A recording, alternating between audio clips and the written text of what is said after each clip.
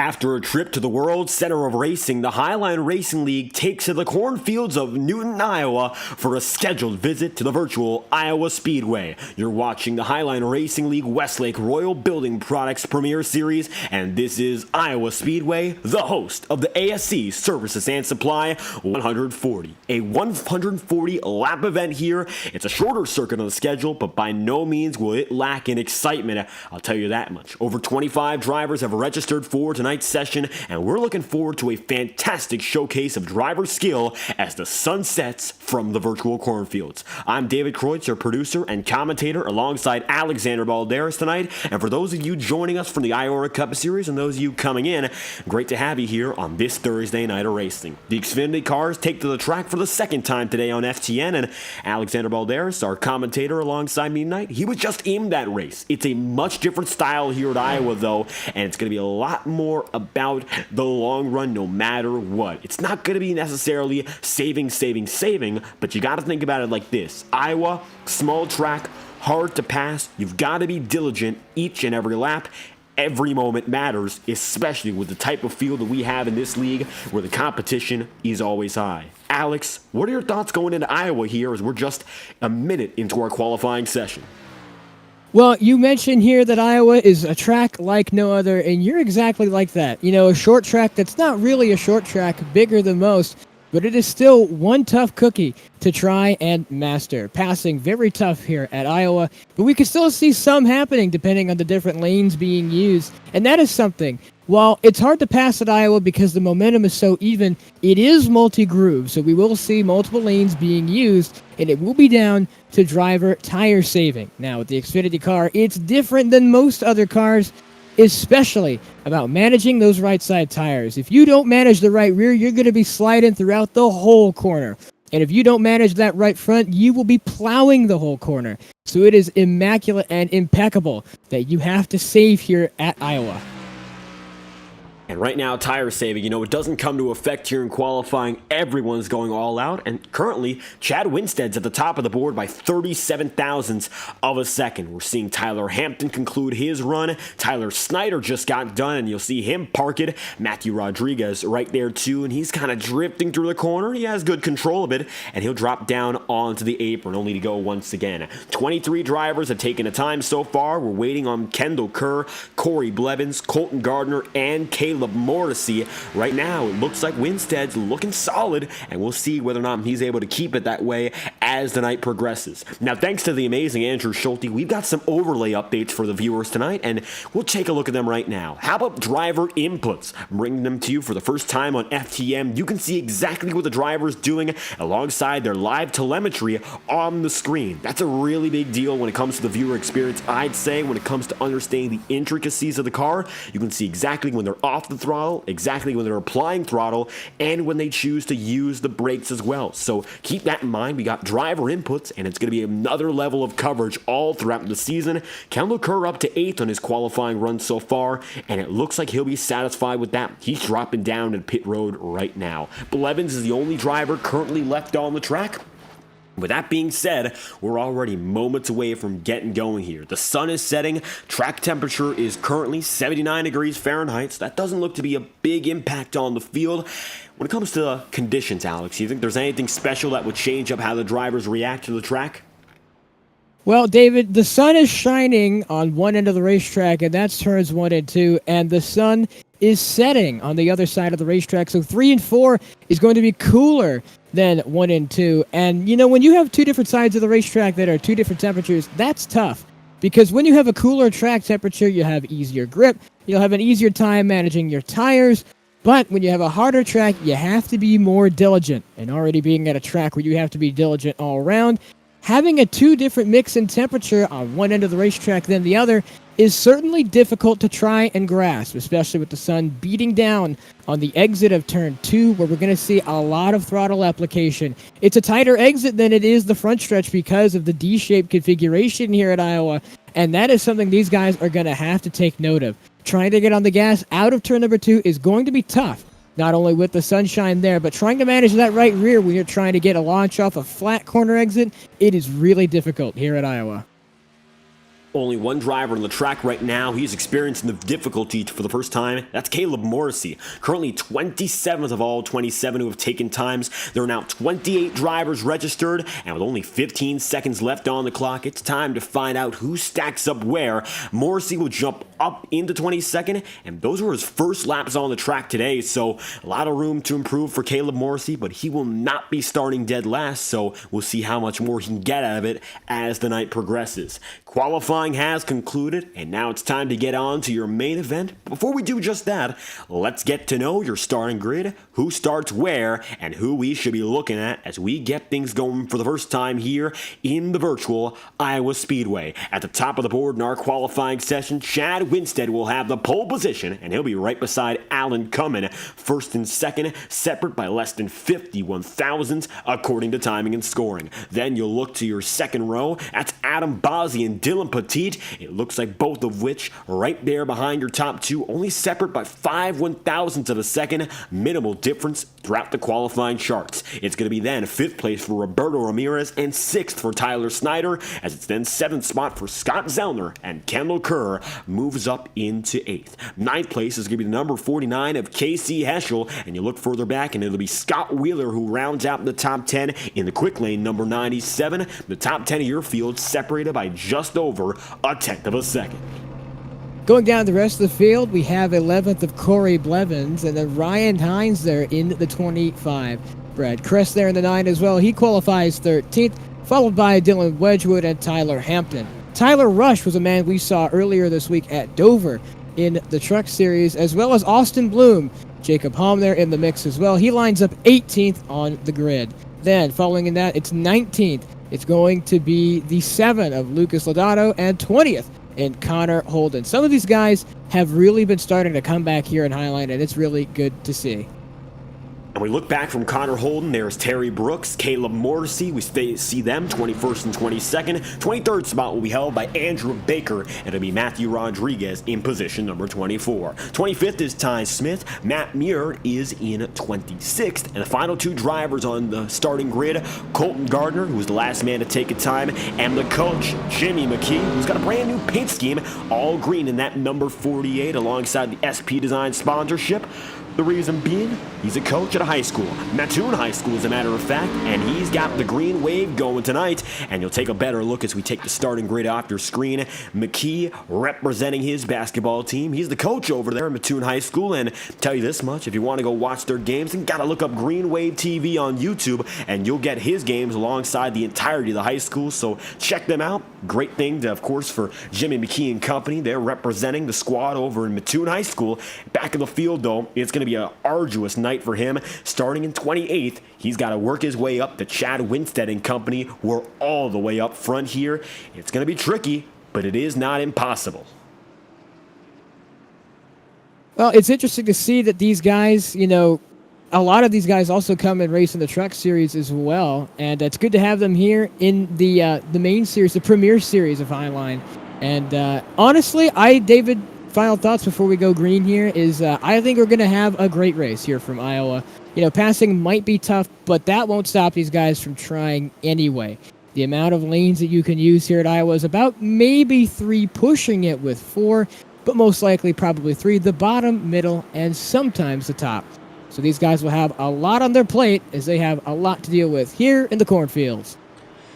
And it's time to let loose here in Newton, Iowa, as the iRacing official pace car is set to drop down and in for the first time tonight. It's going to be Chad Winstead in the number 60, right beside Alan Cummins, first and second. It's the blue oval leading the field through as the green flag is given by Barney the Flagman. Here we go. Green flag in Iowa. Welcome to 140 laps in the cornfields.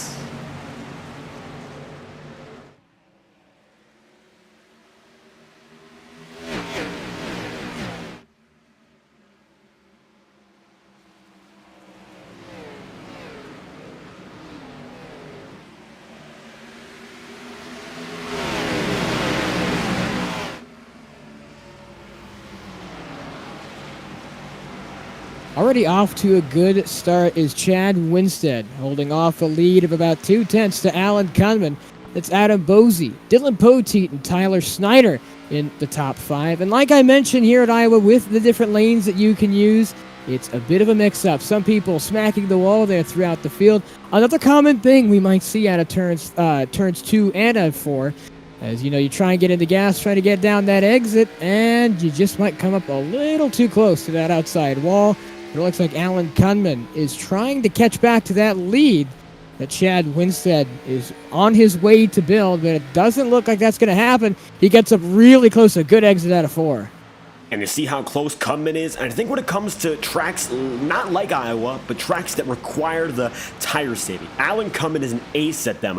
One track in particular, Darlington. Season 15, Kunman dominated. And we know that Darlington is not at all like this circuit here in Iowa because it's a less than a mile circuit here. Darlington's a 1 1/3 mile track. Kunman's having some connection issues right now, but he's definitely right there on Winstead and giving that pressure because he knows how to save the right front, save the right rear, and keep the tires on him until the very end. That is essential all throughout tonight. Looking further back in the field, most guys are single file. You'll see Ryan Hines right there behind the battle between Scott Wheeler and Corey Blevins. And right now, as these two are neck and neck, little room as they nearly tag each other. And as you mentioned, Alex, you gotta mind the room all throughout this race. Ryan Hines is gonna wiggle just a bit, but he goes down there nicely, and that racing respect is gonna be a big deal. It's gonna be a challenge to find places to pass, but you gotta look for opportunity as Dylan Wedgwood goes right down low.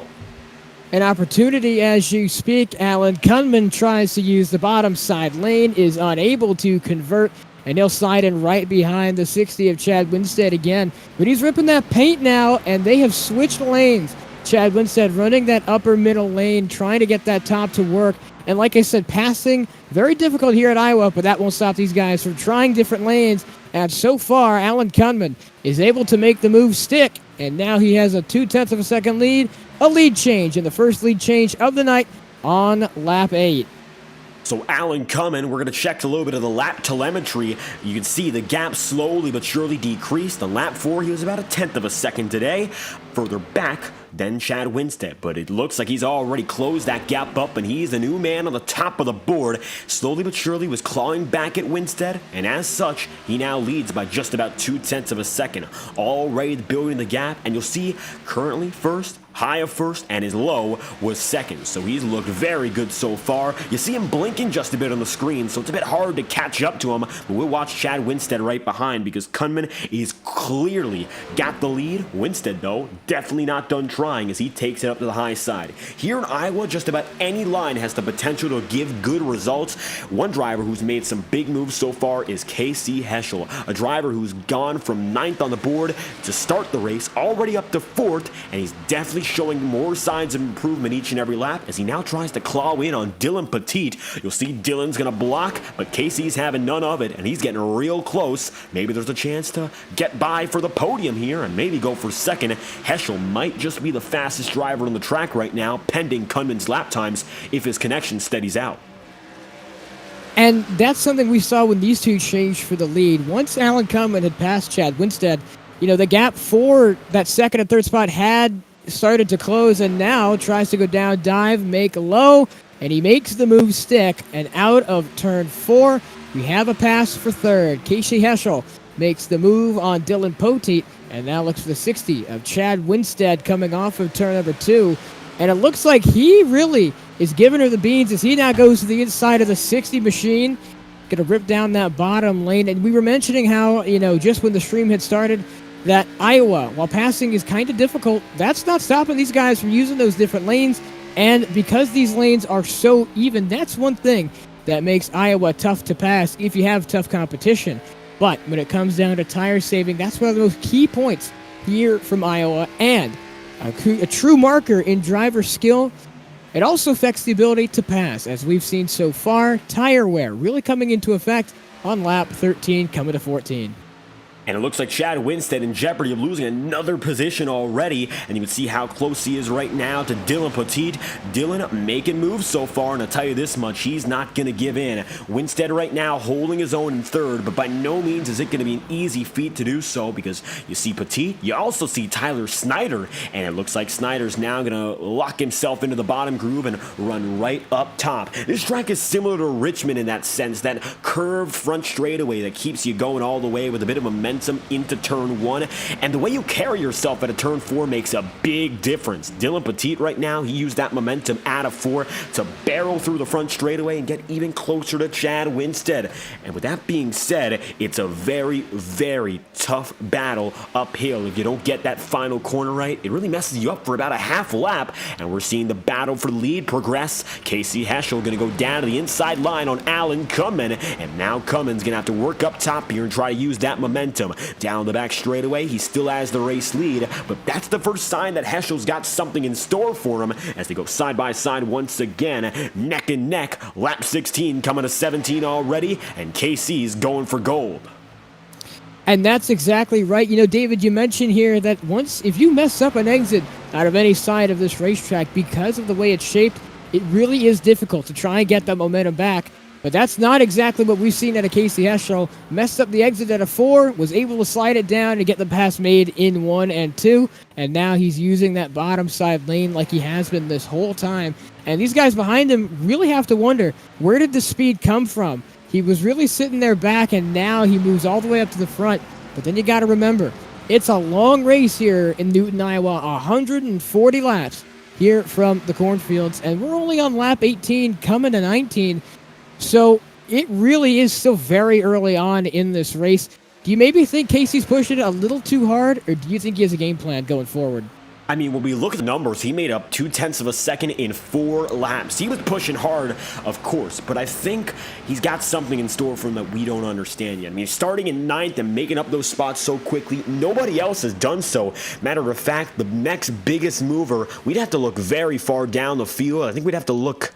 Really, I don't think there's any comparison, as a matter of fact. You can maybe look at a driver such as perhaps Corey Blevins, but he went 11th to 9th. By no means is that as impressive. Casey Heschel is really a man in his own class right now, and I think he understands that. Something about the way he's driving inside the car is keeping those tires at the optimal temperature, and that's a big deal right now. Maybe there is a bigger mover further back, but still not something we see too well right now. How about Jimmy McKee? 28th up to 19th. He's gone from the back of the field right into the middle, so definitely he's made a change so far, and I think even though he started that far back, there might be a chance to come through the top 15 when all is said and done. It's going to be a night of attrition, though, and it's not going to be easy, but McKee's giving it his all so far.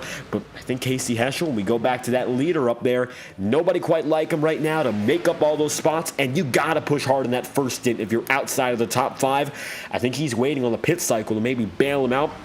I'm thinking we're going to see maybe a 2-stop strategy, but I think there's a possibility to stretch it to 70 laps and go for a 1-stopper before it's all done. Now, that's really a tough thing to do, especially at a track like Iowa, but I think it can be possible. You know, as we've seen here in a couple of the last broadcasts on FTN, it is really possible to try and go and stretch it out. But I think really the game plan here at Iowa is the simple 2-stop. Go down and, get tires, get fresh fuel, and you want to get out there as soon as possible, because one thing that took me a while to understand on iRacing is that while the overcut does work, 9 times out of 10, the undercut is always going to be superior. So that 2-stop is going to be a real threat to people trying to make it on one set of tires and on one pit stop alone this race. So maybe the 1-stop is going to be optimal for the drivers who are saving big, but I don't think Alan Cummins nor Casey Heschel are thinking about saving. Look at how close these two have been lap after lap. Heschel got the lead, but he hasn't gotten away. It's a big deal to make that pass, but right now I don't know how invested Heschel is in getting further out. That time by at the line, it's going to be a 24.691. Alan Cummins was about 3/100ths of a second quicker. He was slightly faster, we'll say that much, but it didn't look like enough to make a big difference. And right now, one driver who's lied back and has stayed in it, Chad Winstead. If we look at the last 4 lap statistics for Winstead, he's maintained a solid half a second gap away. Nothing too crazy in terms of how much time he's lost since the start, and he's still within arm's reach. If anything, anything were to happen. Over the last 4 laps, he's remained within 2/100ths of where he was previously to Casey Heschel, and he's been the model of consistency in this fight. While these two are a little more aggressive, I think it's going to be a big deal for a guy like Winstead to stand back, evaluate the situation, and go from there. And exactly. And from that third spot, you can really get a good eye of what the two leaders are doing. And, that's exactly a prime position for a man as much experience as Chad Winstead. As he's able to see what these front two are doing, he can kind of gauge how hard they're pushing, where they're really running on the racetrack, and how hard does he think they're going on their tires, which specifically at Iowa is one of the key things you have to see, in that you got to take and give and take. And that's exactly what we're seeing for the race lead. Alan Kunman has had enough time sitting right behind Casey Heschel, and he's going to try and make that move down the inside. They're going to be side by side going down the backstretch, and that 4-car still has a nose leading that inside lane, ripping the paint on that yellow line, as Casey Heschel is going to get a great exit out of turn number 4, and no match for Alan Kunman. Heschel gets right by Kunman once again. Allen dove it deep, but just wasn't enough to make the pass, so he'll have to settle back in, and Chad Winstead gains about 1/10 of a second as a result of that kerfuffle. Looking further back, we got very close battles with guys such as Matthew Rodriguez, Tyler Rush, Lucas Lodato, and Brad Kress, all throughout the field. Drivers are trying to find positions, but it's risky here, and these battles, of course, are just about as important. It's a full point schedule. Each and every race matters equally, and DJ Stagner, who we saw win earlier in the season for the opener, he's not here tonight, so it's an open season in regards to gaining points in the standings. And you're seeing right now some of the closer battles on the circuit. Austin Bloom right behind Roberto Ramirez, and Dylan Wedgwood's right now neck and neck there with Scott Wheeler. These are guys who might be struggling, especially early with that qualifying, but right now, early in this race here, you gotta look for those positions, and most drivers have remained around where they qualified, but it takes a different type of driver to, of course, be in a different spot. One way to say that, though, is in a negative sense, because Roberto Ramirez has dropped down from 5th to 11th here, so not the best of starts for him so far, and he's still right on the cusp of a top 10, but I'm sure the number 42 FOE machine has a little bit more in store as he finds a few battles just beside him. And look at this, Tyler Snyder and Kendall Kerr with each other now, and it looks like Snyder is going to be trying to take it from Kendall, just not enough room. He'll slide up high and give a bit of opportunity to your defending champion, Scott Zellner, now on the bottom side. Yeah, and it is something that sometimes a guy can qualify really good and then just not have that off-the-gun kind of pace. And that's something I kind of relate with. I think my qualifying pace really isn't that good, but I find myself doing better in the race as the race goes on. And, one thing we saw is Roberto Ramirez had an issue, but he came back from that issue. And so now I think he could do the same this race. Start at 5th, drop back to 11, but it's all a learning experience. Once that first caution or where that first pit stop comes out, it's a chance for his mind and him to refresh and say, hey, I know what we did at the start wasn't kind of what we wanted. Let's see if I can do anything different and what I need to do different to do better come the rest of this race. And it'll be a time to reflect and probably get all those issues that he had out of the first stint, hopefully out of his head. And right now, he's going for a pass on Corey Blevins. So as we mentioned, Ramirez here, who got a dominant victory on Tuesday night, he's trying to collect himself back into the top 10. I mean, it's a Xfinity package. It's a different animal. But we've seen him win in the Premier Series before. No reason he can't do it once again. Still down to the bottom side here, as it looks like the number 24 just has enough to lead off the stripe. It's going to be Corey Blevins there in 10th, and Roberto Ramirez still trailing in 11th, so he'll have to look once again for another opportunity.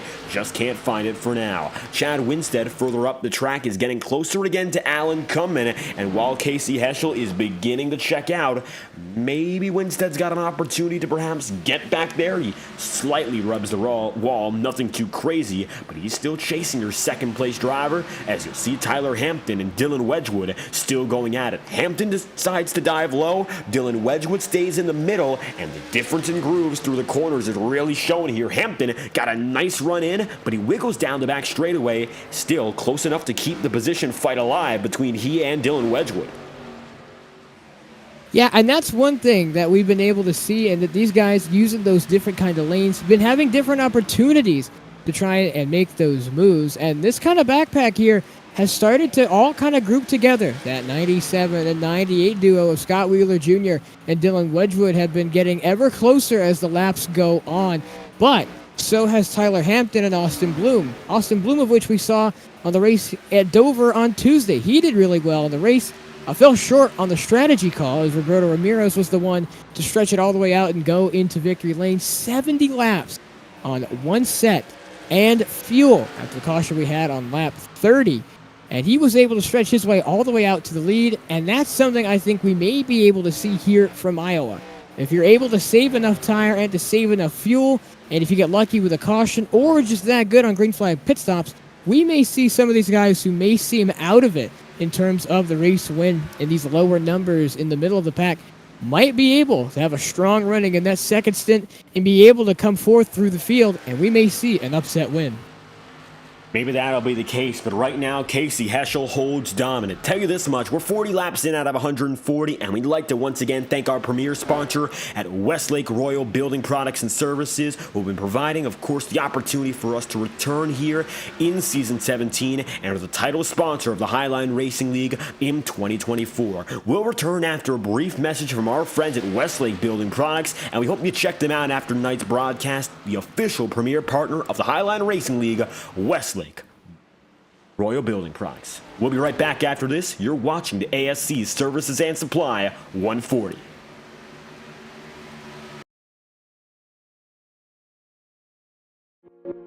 Boundless makes its presence felt. It will not be ignored. We're helping turn ideas into reality with a wealth of building products that take every architectural style to the next level. This is what it's like to imagine, build, and transform anything we want into exactly what we seek. This is what it means to be boundless.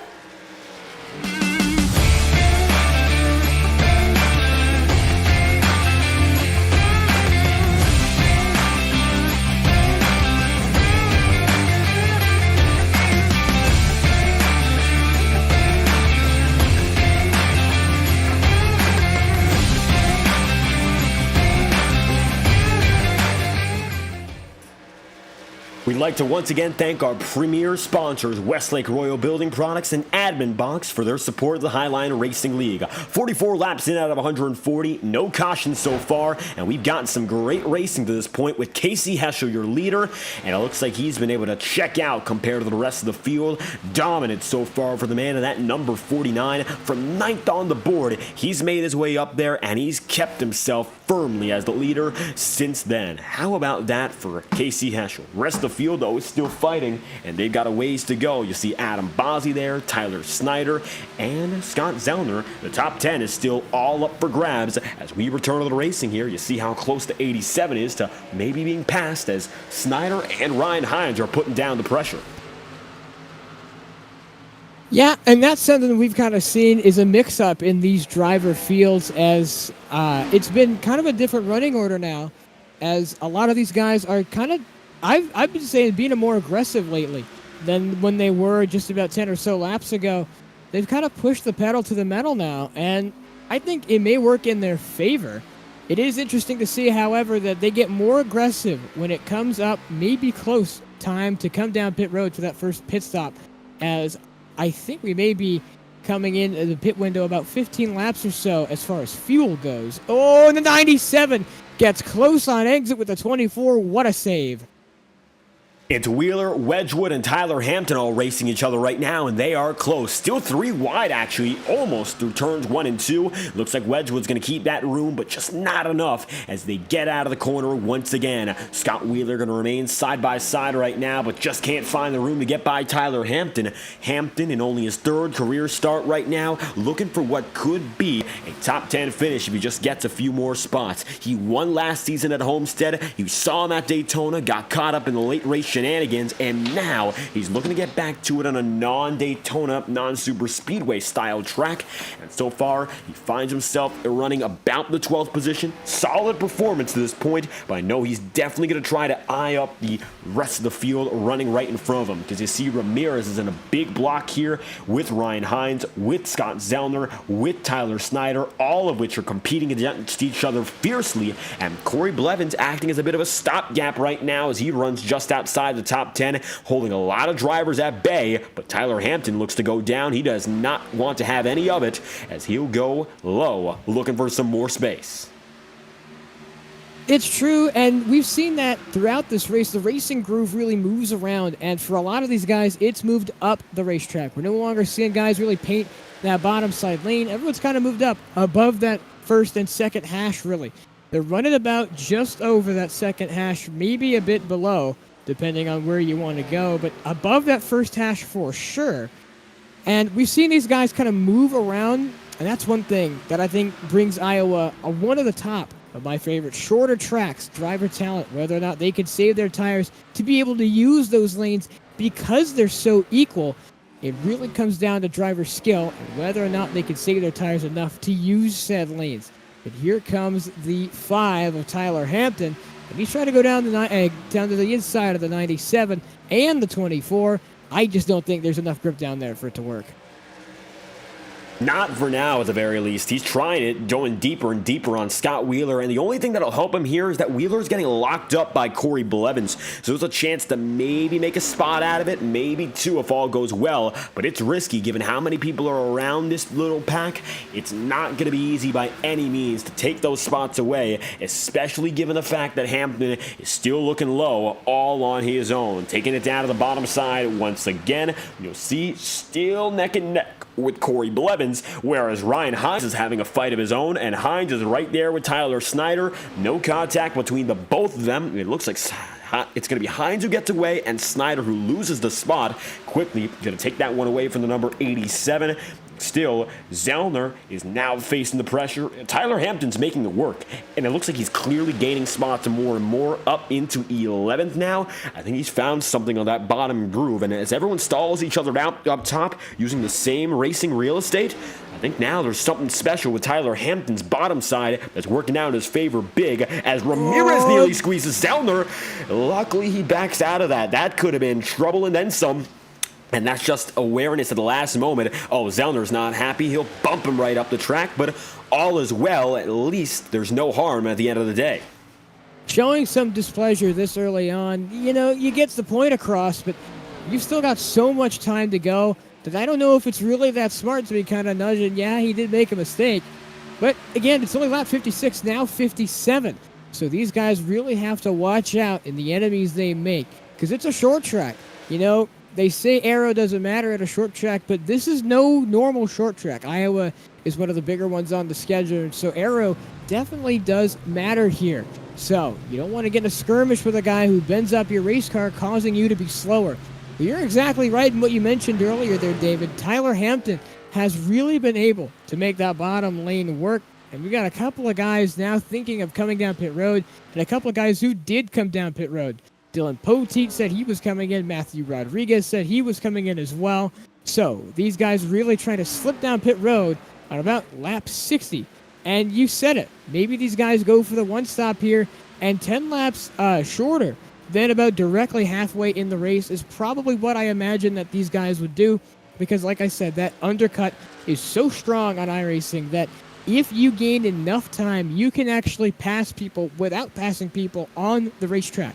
That doesn't sound like it makes sense, but here's how it does. If you pit and you have about a 2-second gap to the guy in front of you who you want to pass, you got to come down pit road at least a few laps before he does, depending on how hard the tire fall off is. And I'm looking here at the laps, David, and this tire fall off hasn't been really severe, but it's been pretty gradual, and it's starting to take effect.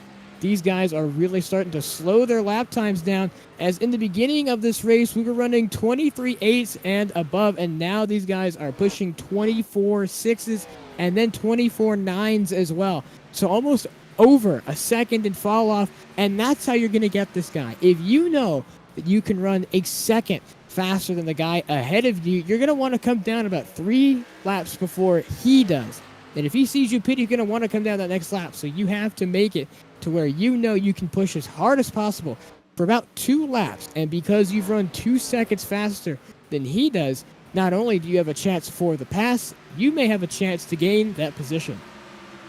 Now, pit road's getting busy. Andrew Baker, it looks like Colton Gardner also going down in. Matthew Rodriguez, as you suggested previously. So we're coming up on the halfway point of this one already, and pit road slowly but surely seeing a few more participants on the way out. Colton Gardner got going once again. His number 40 returns to the racing circuit. 3 drivers have gone in so far, and it looks like from Ty Smith on up, the rest of the field has chosen not to, at least for the time being. So we're getting very close to having our pit cycle on the way. I think the one stop will be the move for most drivers now that we've got to lap 63, and the majority of the field has not gone into pit road. So a 70 split looks to be the very safe option for most drivers now. Tyler Hampton has gone up to now the 6th position from 15th. So it looks like something's been figured out here for the number 5 machine. Still 6 seconds behind our race leader in Casey Heschel. If you look at the last 4 laps, the gap has been slowly but surely decreasing, and it might go south of 5 seconds this time by.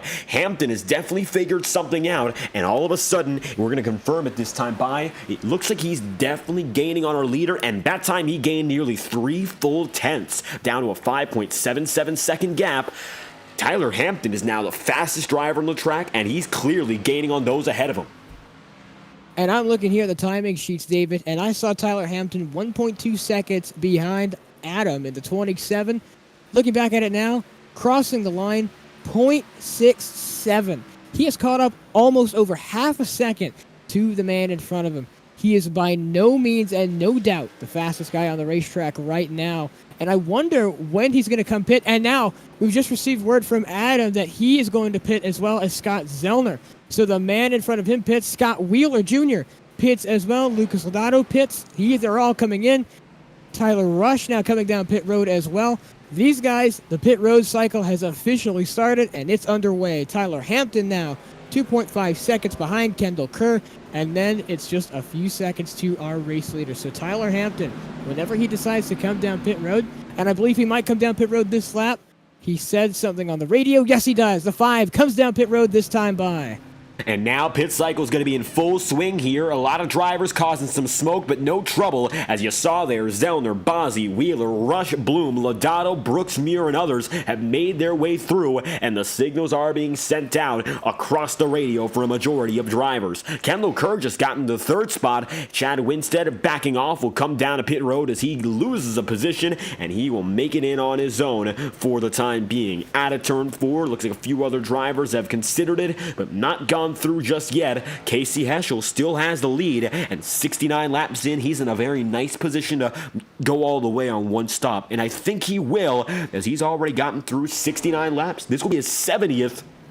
And just like that, he can confirm he'll go for a one-stop strategy all the way. Same for Kunman, same for Kerr, same for Ryan Hines and Dylan Petit. As you see there, Roberto Ramirez is trying to get back up to Dylan. Chad Winstead and Jacob Halm just went down to pit road, and another bundle of drivers have made it through. Now only 10 drivers have stayed out on the track, and a majority of the field has gone into this point. The question becomes whether or not a guy like Casey Heschel wants to make it in. For the time being, at the very least, he still has a chance to keep thinking it over. He's in a firm spot to go all the way no matter when he goes down to pit road, but a few more drivers just made it in. Kendall Kerr in particular is just going to take a few drivers with them. Dylan Petit and Dylan Wedgwood come down together, and just immediately thereafter it looks like one more driver makes their way in just out of the frame. And with that being said, Terry Brooks is on pit road, so is Ty Smith, not to mention Connor Holden. An abundance of drivers making it in. Alan Cummin opts to drop in earlier than his race-leading competitor, and it's now Ryan Hines chasing Casey Heschel at the front of the field with 69 laps left. Heschel is one of the few who needs to drop down to pit road, and there he does. Your leader comes in, and now it's time to find out whether or not he cycles out on top. And that's one thing that has absolutely been... This field has been shuffled completely during these green flag pit stops to the point where now once pole sitter in the 60 of Chad Winstead is right in front of the man we were just looking at earlier in Tyler Hampton in the number 5 car. And he has been sort of saving. He's been riding right behind the 60, and it's been working out well, as when he came out of pit road, he was 17th, has gained 7 spots due to people pitting in the last 2 laps. 7 spots in 2 laps, and we has more people coming down pit road, like Casey Heschel. He is yet to pit, I believe, as well. And a lot of these guys up front that have been shuffled around, he has made it his goal to try, and he pit a good time amount before the leaders did. So he's going to have fresher tires than them, up to this point, and able to close that gap that he once had to our leader. And once the pit road cycle fully finishes, I think he might circle back in the top 5. I think Tyler Hampton's really got a chance to win this one now. He's in the battle for what would be about net 3rd position. He's got Wheeler there with them, Kendall Kerr, Chad Winstead, and all of a sudden, as Roberto Ramirez goes down to pit road, we only await Caleb Morrissey, who's the final driver to stay out on the track here. He's going to have to come into pit road eventually, though, as it's going to be the number 6 alone on the track. He's taken 75 laps to this point, staying on the circuit without any pit stop, and when he cycles out, it will be Adam Bozzi with the overall race lead. Then you see Scott Zellner, but Zellner's being caught up to quickly by Casey Heschel. Casey drops down the bottom side and already looks for the position. Looks like he'll be able to quickly take it and get back to the 2nd spot. However, now he's got one more driver to look out for. Bozzi takes the lead. He's got laps under his belt now as the race leader, but I don't know if he can defend any further. Heschel's on it, and he's already within 1/10 of a second, looking to get the race lead right back. Casey is going to drop right down low, and he will take the spot quickly. It's going to be no hesitation from Bozzi up top. Casey Heschel, your net race leader after the pit cycle. I got to tell you, David, these guys at front really have to be worried about this 5-car pack back here, with the head of which being Chad Winstead, Kendall Kerr, Tyler Hampton, and then Scott Wheeler Jr., as these guys have all been cutting through traffic and have been able to make their way up 4th through 7th and as well as 8th. So these guys really been on the move, and one that has been on the move the most, Kendall Kerr. He started out behind the 5, and he was able to cut his way past the 4, the 97, and the 5 of Tyler Hampton. He finds himself in that 5th spot, and now just ahead is Chad Winstead, our once pole sitter. Now finds his way up to 4th again, looking to get into that top 3 once more. And we got a few fans in the chat room tonight. We got Dylan Body rooting for Dylan Petit, Adam Bozzi, Emma Oxen chat rooting for the number 27. Average Jams also in the chat room as well. Thank you guys for stopping by. Race has only just gotten going into the final stretch with 62 laps to go. Caleb Morrissey is the only driver right now who's not gone down to pit road in a 78-lap stint. The rest of your field has gone in, but looking at this battle, this is going to be Scott Zellner leading himself down to the bottom side of Adam Bozzi, and he's bringing that big pack in, as you mentioned. This is a overall fight for 2nd, in all honesty. Each and every one of these guys is about as quick as the next, and they know that right now. I feel like it's going to be all about whether or not someone makes a mistake here. So far, it's been consistency since the very beginning. No driver giving in just yet, but Scott Zellner's got quite a lot of drivers around him here, and I don't think it's going to be easy to block them all, as Winstead's down to the bottom side, and Adam Bozzi is now right there in the middle of the pack. This group of guys is really hard to hold off, and all of these have really been trying to push and make their way through. This group has been overall the fastest group on the racetrack. Was led by Chad Winstead, is now passed by the one of Scott Zellner, Kendall Kerr in the looks as well, and Adam Bozzi ahead of Alan Gunman and Tyler Hampton as well. These group of guys are all fighting from, believe it or not, 3rd through 9th.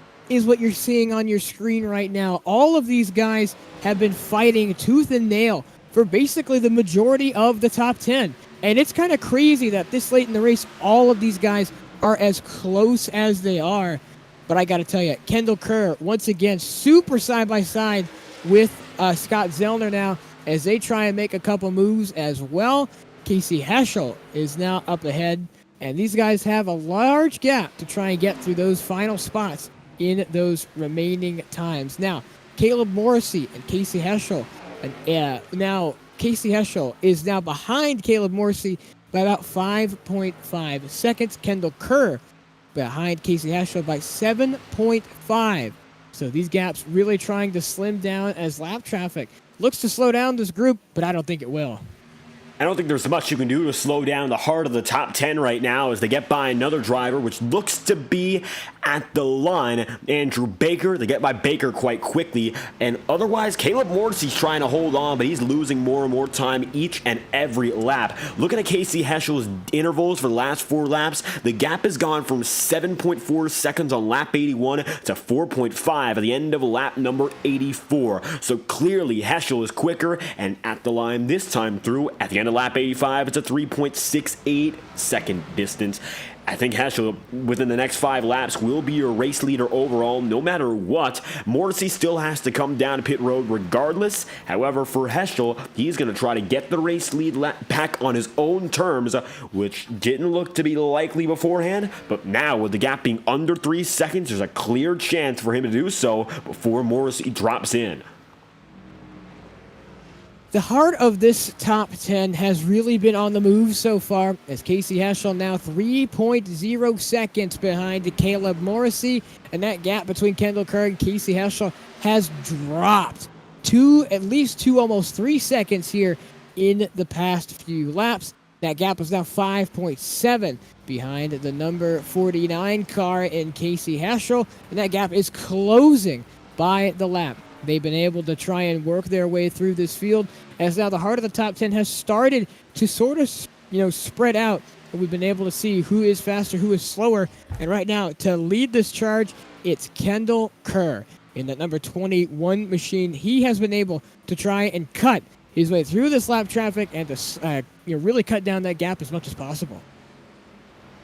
Kendall Kerr right now has his Blacktop Racing teammate Alan Cummin right behind him in fourth. Kendall Kerr, someone who really came out of the shadows in the pit cycle. He started in 8th today and was one of the drivers who was gridlocked before, but now he's up here into 3rd, and he'll be net 2nd place if he keeps Alan Cummin at bay. However, it looks like that's going to be no small feat here. You see Chad Winstead and Tyler Hampton battling with Scott Zellner. Hampton is a much better driver on the long run, so we might see him flourish in the final 10-15 laps. But Casey Heschel is now 0.6 of a second away from your race leader, Caleb Morrissey, who had the advantage early. Slowly but surely, he is losing that here, and you can see Morrissey's being caught up to quicker and quicker and quicker. All of a sudden, Heschel goes right down low. Morrissey's in the wall. I don't think there's much else he can offer here as they run down the back straightaway. Morrissey stays up top. Heschel dives deep, and that's all she wrote immediately here. Morrissey doesn't have the speed through the corner, and at the stripe, it's going to be with less than 50 laps to go. Casey Heschel, new race leader.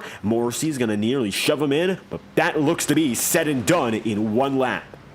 And I was going to say, David, maybe give him a moment. It looked like he was trying to build up that run off that top side lane, but you could see there about a 5-car gap between those two, and that battle may have been done in just 1 lap.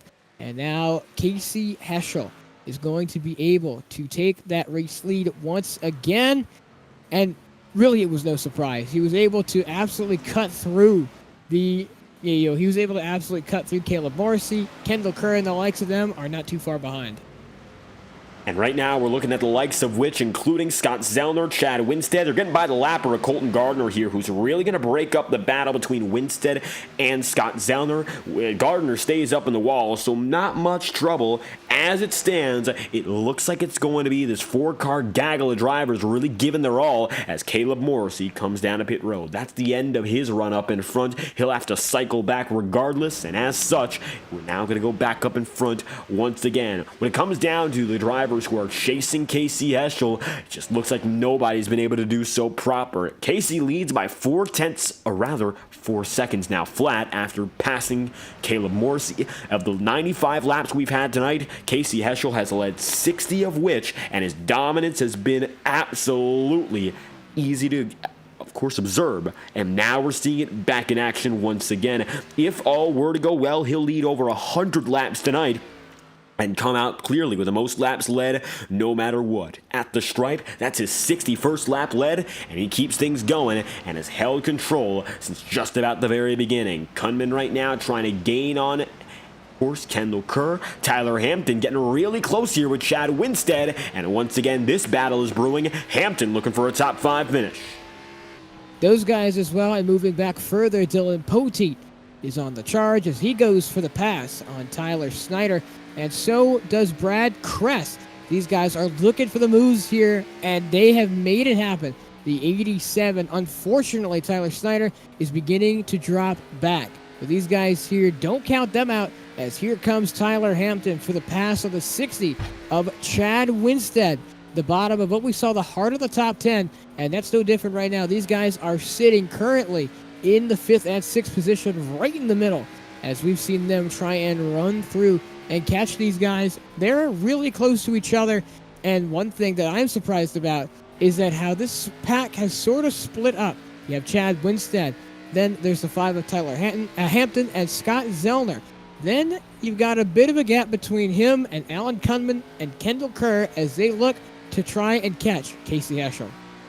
Now, it looks like Hampton gets the spot eventually, and now you're going to see Scott Zellner is going to have to fight off Tyler Hampton, and it looks like this time Hampton gets that bottom groove into his rhythm a bit earlier. As he gets down to the bottom groove, he gets that speed coming off, and Zellner might have to keep an eye out for that more so than before. As you see now, the number 5 goes down to the bottom side. He's looking neck and neck already, but just can't get the pass immediately. He's setting up the shot, and with the next 2 or 3 laps, I think Hampton's going to have a very good opportunity to make his way into what would be the 4th position. So Scott Zellner is going to have to look out here, because there goes Hampton and is already all over the back bumper with 41 laps to go. The opportunity for Hampton here to run into the podium, it's very clear now. Just has to make it by one more driver, then his sights are set on Alan Kunman, and still Hampton is the fastest driver on the circuit. Last 4 laps, it looks like he's been equidistant to your leader, but he's been held up by a few drivers, so I think maybe he's got potential to bring a little more out of him. And you know, right you are, David, and this man has been on the charge more than anyone. Tyler Hampton is really hungry after we saw him charge all the way up to that top 5 earlier in this race. That's exactly what he's going to be doing again.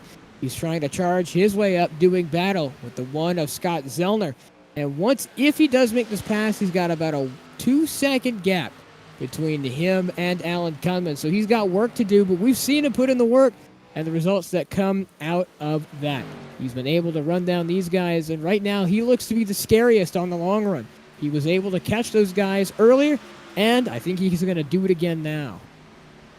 Hampton now going to look down to the bottom side. They're not necessarily clear just yet, either or, but it's going to be Scott Zellner working on that high groove, which has been really tricky to defend Hampton with. Unless you're using that bottom side, much like Hampton, it looks like there's no match in the defense tonight, and Tyler's going to take another spot and move up to 4th from 15th on the grid. He's been the biggest mover by a long shot tonight, and now, of course, the next driver in his mind is going to be Alan Kunman, because it's all going to be about getting another spot here, although the Blacktop Racing duo, who are running in 2nd and 3rd, have pulled away from the field. Maybe there's an opportunity to get back up here. Even though they're up in their own world, it's still definitely possible. The closest battle on the racing circuit looks to be between Scott Wheeler and Adam Bozzi here. And you see Wheeler looking all over Bozzi right now. Adam has remained inside of the top 10, so it looks like the strategy call worked out in his favor to stay out a little bit less so than anyone else, and even though he's got older tires now, he's inside the top 10 firmly, and it's helped himself to maintain a solid position, although Scott Wheeler is definitely looking for down on the bottom side. Just hasn't been able to get that run yet, and I think when he does so, it's going to be a clear difference. Just trying to figure out the right way to pass Bozzi. It's been some pretty good defense, though, from the Garage Beer 27 as the laps continue to wind down. Well, David, as the laps wind down, this one has been special. Here from Iowa, we've seen a mix of different racing, the different lanes being used, and strategies go in different ways. Now, we've seen some other communications as well. Casey Heschel is now trying to let other people by to preserve not only his tires, but to preserve his lead, as Kendall Kerr really hasn't made advances. It's been about that 4-second gap for a while now. But I'll tell you what, Tyler Hampton has made some serious progress and has cut down almost half a second to the back of Alan Kunman, and Kunman is really on the back of Kendall Kerr here. Tyler Hampton making those gains, as you mentioned here. I think that's just going to be the way it goes continuously.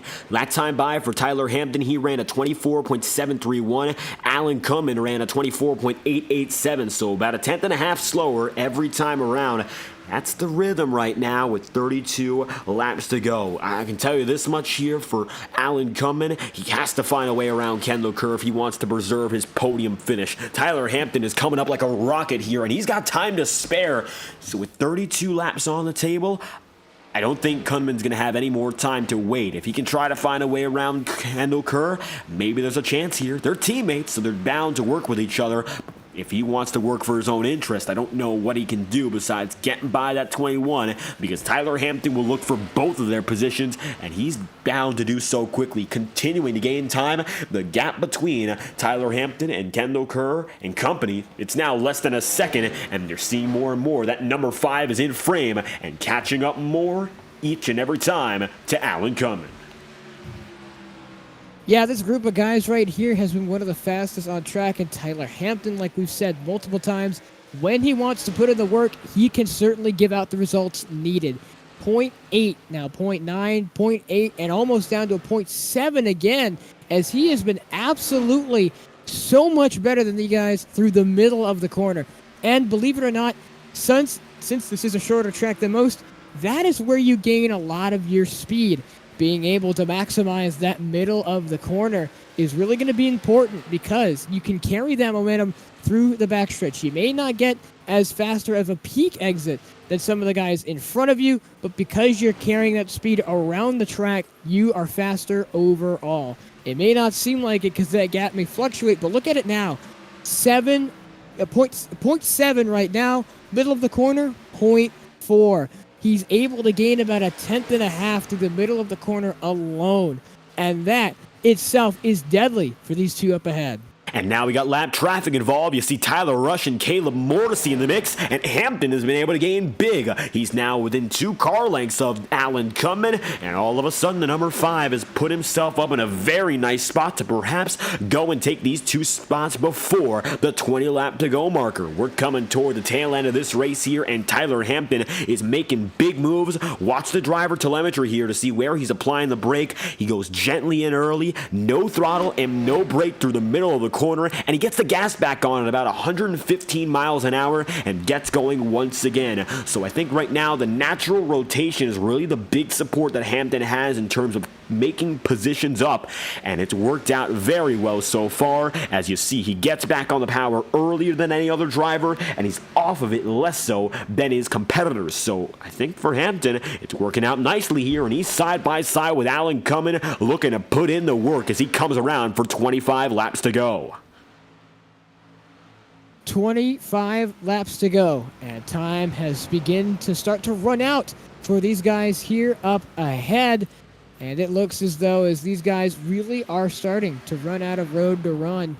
Casey Heschel been able to extend that gap on Kendall Kerr, but then again, he also has to look out for Alan Kunman. He has been cutting through this gap, and although he's been sort of falling back with these guys that he's racing, just give it a few laps, and I think once he passes them, it really might be go time to see if Heschel can hold on. I don't think he can gain that much time that quickly, but it would be a great comeback drive if Tyler Hampton can go up to that second position and hold it from the 21 of Kendall Kerr and the 4 of Alan Kunman.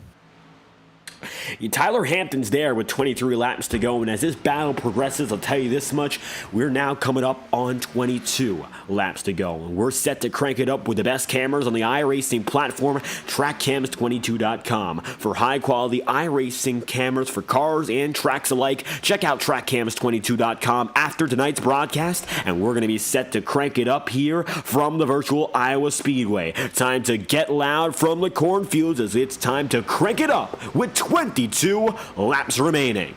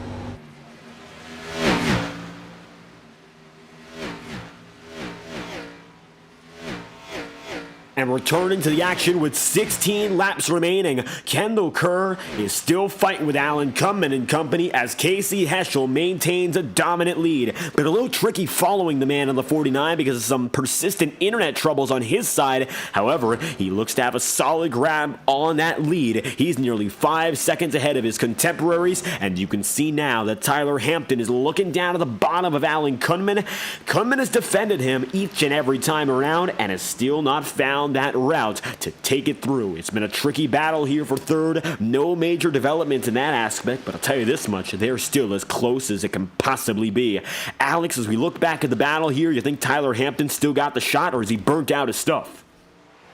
I don't know. It's beginning to worry me that he started to not be as fast as he once was, but then again, he could be saving it for a late race push.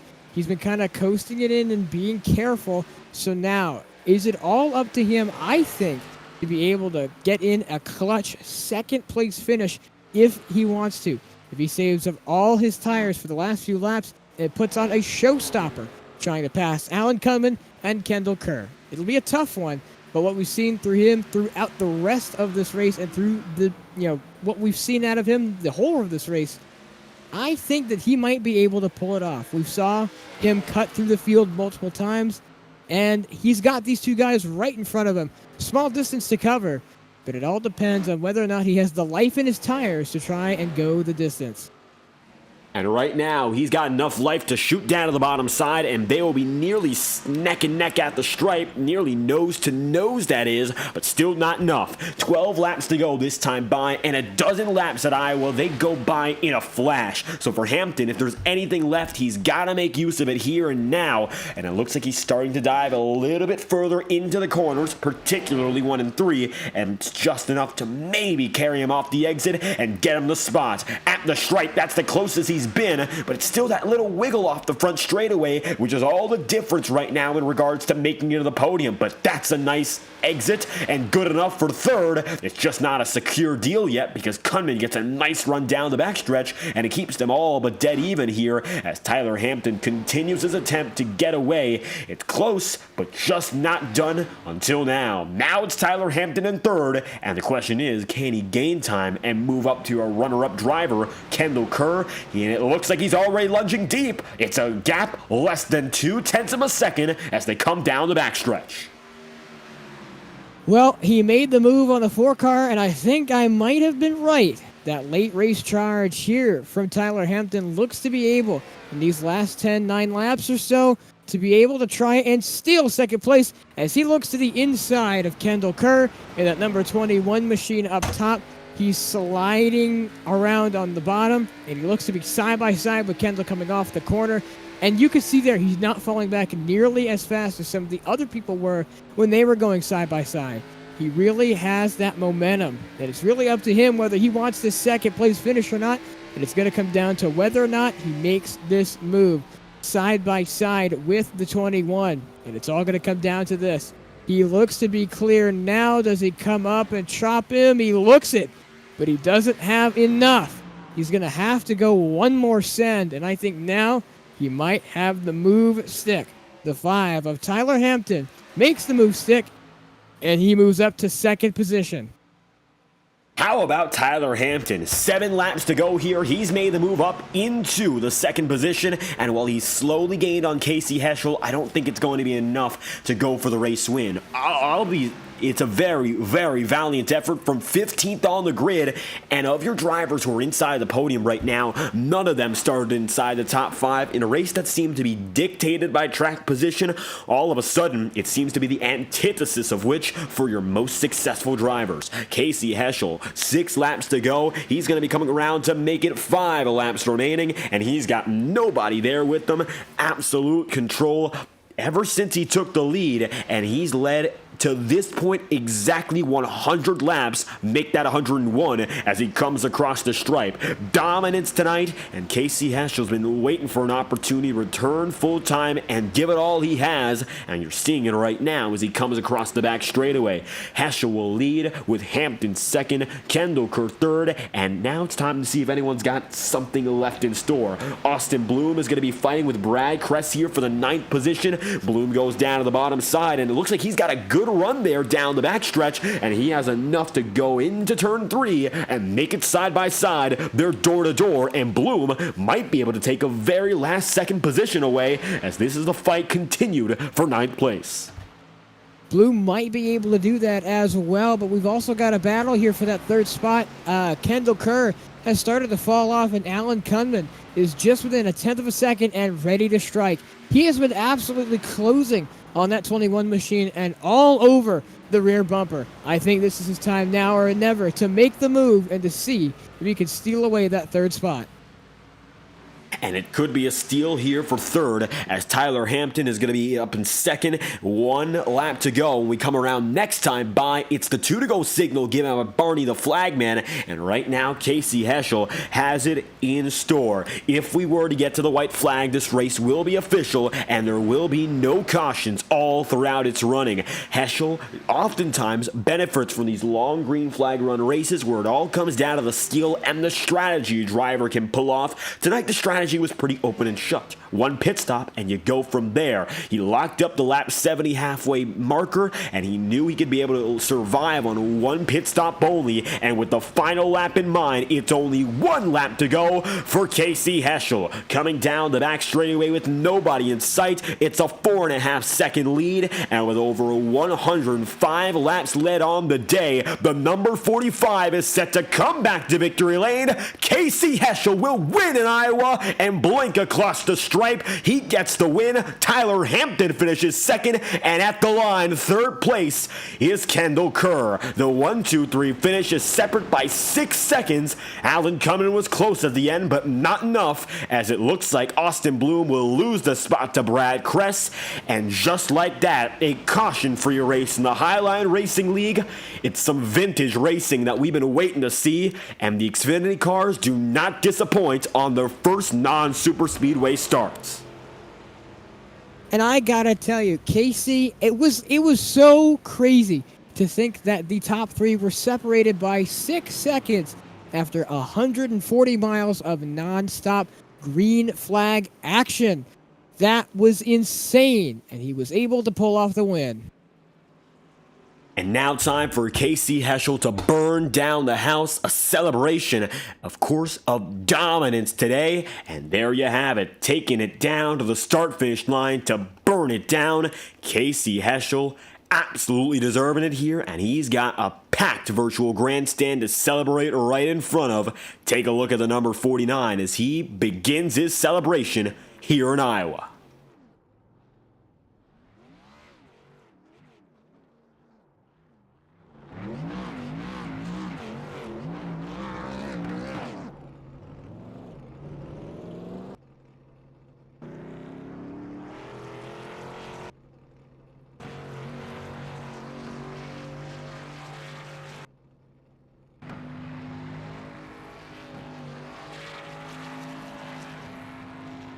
And it looks like Casey Heschel going to take it around for a virtual Polish victory lap, as Heschel's the only driver left on the circuit. I think it's about time to read out the overall race results here from the virtual Iowa Speedway. Casey Heschel will get it done over Tyler Hampton in 2nd, with Kendall Kerr 3rd, Alan Cummins 4th, and then from there, Ryan Hines in 5th. It's Scott Zellner 6th and Adam Bozzi in 7th, with 8th place them being held by Roberto Ramirez and Brad Kress 9th, with Austin Bloom rounding out the top 10 here from Iowa. And then going on throughout the further of the grid, it's Scott Wheeler Jr. in the 97 who comes home in 11th place. Jimmy McKee finds himself in 12th, and it's Corey Blevins, Dylan Wedgwood, Chad Winstead, and Dylan Poteet in that 16th position. Then Connor Holden, Matthew Rodriguez, Caleb Morrissey, and Jacob Hom rounds out that 20th spot. It's going to be 21st, Lucas Lodato, 22nd, Tyler Snyder, with Matt Muir 23rd, Tyler Rush 24th, Colton Gardner, the 25th place driver at the end of the day, and Terry Brooks 26th. It'll be Andrew Baker, then from there 27th, and Ty Smith rounding out the 28 car field. And I think it's about time to get some thoughts from all the drivers we saw tonight who put on a great show from flag to flag. And the first of which I want to touch upon is Kendall Kerr, our third place driver. Alex, you'll be standing by with Kendall Kerr momentarily. He finishes third today and pulls it all together. A successful performance as he bring it into the podium for the first time this season. Let's get the driver, the number 21 in. He's the man who finishes third tonight. And Alex, you're standing by with Kendall Kerr. Kendall Kerr, from flag to flag, you find yourself ending up third in what was an astonishingly good race here in the cornfields in Newton, Iowa. You come home in that third position. Tell us how you did it. Man, this is probably my favorite track on all of iRacing. So I just needed to qualify better. It took me that entire first run's length to really get up into the top three, and then just kind of remain stagnant after that. But yeah, I mean, you just have to work the top here. If somebody, is trying to get underneath you, it's really hard to pass if you can work the top. So I typically prefer racetracks that are like this, that are progressive banked, where you can work the top, and just try to do that. But we didn't have anything for Casey. That's impressive. I really think so, and that was an incredible drive from him. But let's not understate yours as well. You came all the way through a flag-to-flag 140-mile race to finish in third. That was truly incredible. Now, since this is the first time we've taken the Xfinity car here to Iowa, what did you think going into the race, how this race was going to play out? Well, I thought it was going to get dark, but evidently there was an option in the UI that is new that held it constant, and we had the longest sunset in the history of mankind. So I did get maybe 20, 25 laps one day lunch break, and I ran it at dark just because I assumed the race would end that way, and obviously that was useless. But it was a fun night. It was good to go flag to flag and kind of show everybody how good these guys are in the league, because they really are. It's no joke. It's so hard to win one of these things. Wow, no joke, and it's really hard to win indeed, especially tonight. Some of the challenges faced here is that Iowa really isn't a track for passing, yet that's not what we saw. We saw a ton of passing and using those different lanes. Would you be expected to see and excited if it came back on the schedule next season? Oh, absolutely. I helped make the schedule, but I love this track so much, and I just don't want to make it seem like I'm putting tracks on that are favored to me. So, it makes its appearance, I'd say, every other season or once out of 3 or so. Well, once again, congratulations on that third place finish. Anything else you'd like to say, or anyone else you'd like to thank? Give a tip of the cap to the wife. Had a baby that was still up come race time, and she just had a 12-hour shift and still handled him so I could come down here and race. So thanks to her, thanks to Alan for running me really clean there at the end, and helping us with trying to see if there was any shot of catching KC. And just want to thank Westlake Royal Building Products for coming on board this season as our title sponsor. We're thrilled to have them. Well, once again, congratulations on that third place finish, and thank you so much for your time. Thank you, guys. Appreciate y'all too. And that was the voice of our third place finisher, Kendall Kerr. And honestly, what a great drive from him, David. Oh, certainly. For Kendall Kerr and his teammate there, you saw the battle between he and Allen coming. A great run all throughout. Now, the question is, where is our second place driver? I think we want to get a word with him up next. It's Tyler Hampton. We'll try to get him in a voice call here with us right now and see if he's available for comment. Hopefully, we'll get him in momentarily. Kendall Kerr finishes second. A fierce battle there with his teammate now incumbent. And Tyler Hampton, who ended up stealing the show in the final few laps in that hard-fought drive from 15th up to 2nd. We're seeing whether or not Hampton can get with us right now. If he can't, we'll move on to our next driver in Casey Heschel. However, for Hampton's Highline Racing League career, as brief as it's been, he's got 2 podiums. He's got a win and a 2nd place finish. In his first career race, he won, and now he's got another podium. It's a 2nd again. So I think Hampton's a guy to look out for this season. Building up a name already. He's got a win under his belt. He has a podium this season, and I think he's already going to be a driver you got to focus on as the championship hunt progresses. I agree. I think he's going to be one to look out for the rest of this championship. And after tonight's showing, it definitely is something for the rest of these guys to look out for. And that is for certain. Now, unfortunately, it doesn't look like Tyler Hampton is with us right now. However, it does look like we do have a race winner in Casey Heschel. So if we can get a word from Hampton, we'll try to later on. However, let's get your race winner in right now and figure out what's going on with the mind of the driver who led over 105 laps today. Casey Heschel, you were dominant all throughout tonight's racing in Iowa, and it was a flag-to-flag performance, climbing from the bottom half of the top 10 to dominance here in Iowa. How are you feeling collecting the checkered flag? Feeling really good. That was a lot of fun. I'm glad we went green to checkered there. That really made it interesting with all the different strategies in the tire game there.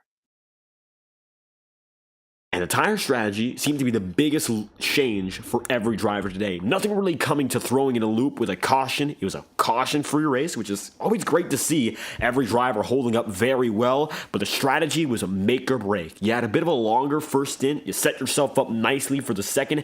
How big were you on saving in the latter half of that first run? Because you came through with the lead and you sort of ran away. Was there any thought in your mind about saving tires, or were you all full on from the very beginning? Because it seems like you had something nobody else did here in terms of Iowa's pace.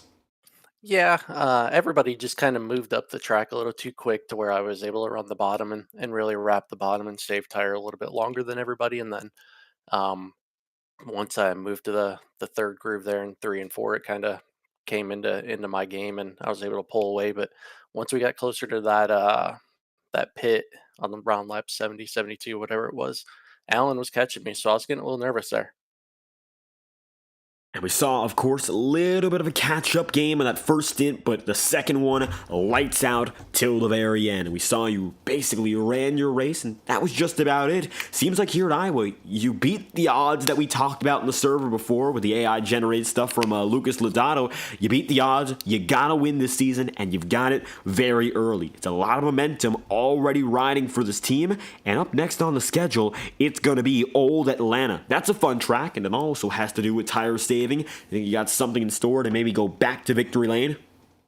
I do. Old Atlanta was a lot of fun. Like you said, the tires wear really quickly there, and I think with this whole dynamic track that they came out with, I think you'll see everybody running from bottom to top, and it's just going to be about finding that line when it comes in and running it and trying to manage tires as long as possible. But I think in the past I've been one of the better ones at it. So I think it'll be like me, Zellner, Allen, and maybe Wheeler. I think. Well, Hampton was really good today, so I'll throw him in there too. So I think those will be the 5 of us that'll really show and shine there.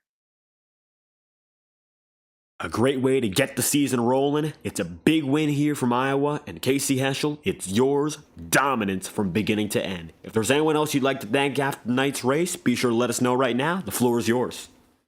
For sure, yeah. I'd like to thank the Misfit Mafia boys, Ryan and Bolts, for coming in here and dealing with me the entire time, and then you guys for broadcasting this, and Toby and everybody that puts this on, Kendall, Adam. They put a lot of work into this league, and the numbers show with I think 28 people today. So just can't thank them enough, and then all the series partners as well. Can't do it without them.